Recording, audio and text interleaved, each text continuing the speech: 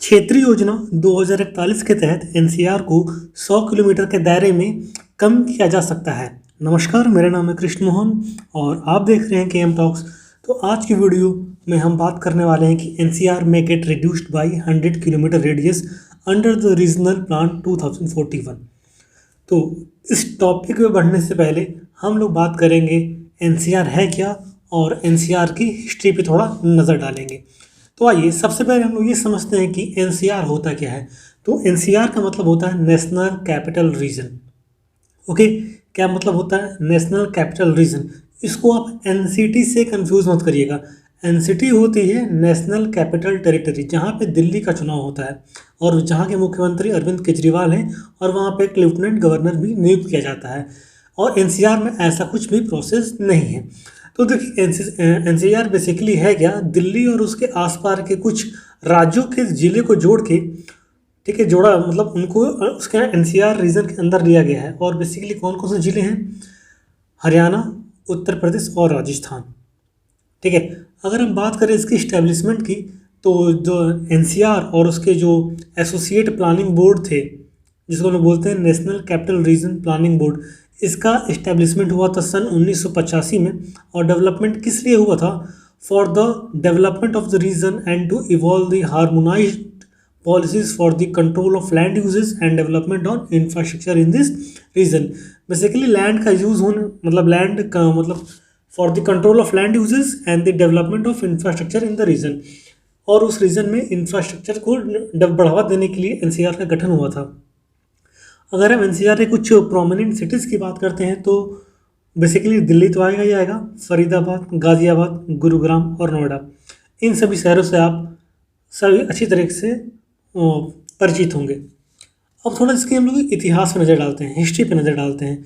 तो हमने ये बात तो जाननी थी कि नेशनल कैपिटल रीजन और इसके प्लानिंग बोर्ड का जो क्रिएशन हुआ था वो कब हुआ था? 1985 में हुआ था। ओके, अब देखिए इस एक्ट के तहत the 1985 act defined the NCR as being the whole of Delhi. ठीक है, इसमें हरियाणा के कुछ ज़िले थे, उत्तर प्रदेश के कुछ ज़िलों को ऐड किया गया था और राजस्थान के कुछ पार्ट को ऐड किया गया था।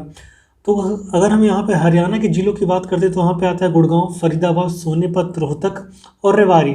ठीक है, अगर हम यहाँ पे उत्तर प्रदेश के ज़िलों की बात करते हैं तो जैसे बुलंदशहर हो गया, मुजफ्फरनगर हो गया, मेरठ हो गया, गाज़ियाबाद हो गया। अगर राजस्थान की बात करते हैं तो some part of the Rajasthan district of Alwar, Alwar का कुछ हिस्सा एनसीआर रीजन में इंक्लूड किया जाता है। अब देखिए एनसीआर के क्रिएशन के पहले एक वहाँ पे एरिया डिस्क्राइब किया गया था जिसको कहा गया था डीएमए, दिल्ली मेट्रोपॉलिटन एरिया। इसको 1962 में बनाया गया था फॉर दी, इसको कहा जाता था master plan for Delhi. DMA is known as the master plan for the Delhi. अब हम लोग बात करते हैं कि जो ये प्लान था डीएमए वाला, इसके अंदर national capital territory and the ring towns of Ghaziabad, Faridabad, Ballabhgarh, Gurgaon, Bahadurgarh and Loni. Basically क्या करता है ना, एनसीटी के चारों तरफ एक रिंग टाइप के जो टाउन्स थे उनका क्रिएशन करने के यहाँ पे बात की गई थी। तो वहाँ पे कौन कौन से टाउन थे? गाजियाबाद, फरीदाबाद, बल्लभगढ़, गुड़गांव, बहादुरगढ़ और लोनी। और सभी लोग जानते हैं कि सब जितने शहर हैं वो अपने आप में ही एक पहचान बनाए हुए हैं। ठीक है, अब देखिए जो मास्टर प्लान फॉर दिल्ली था, इसको अप्रूवल मिला था अगस्त 1990 में और इसमें ऐड किया गया नोएडा, बहादुरगढ़ को and then propose township of Kundli to the DMA. अगर थोड़ा हम लोग और इतिहास में जाते हैं तो अगर हम बात करते हैं 1997 में, 1997 में यहाँ पे गौतम बुद्ध नगर डिस्ट्रिक्ट को बनाया गया। ठीक है, और गौतम नगर डिस्ट्रिक्ट को किससे काट के बनाया गया? गाजियाबाद और बुलंदशहर डिस्ट्रिक्ट से बाहर निकालकर एक गौतम बुद्ध नगर का डिस्ट्रिक्ट का निर्माण किया गया 1997 में।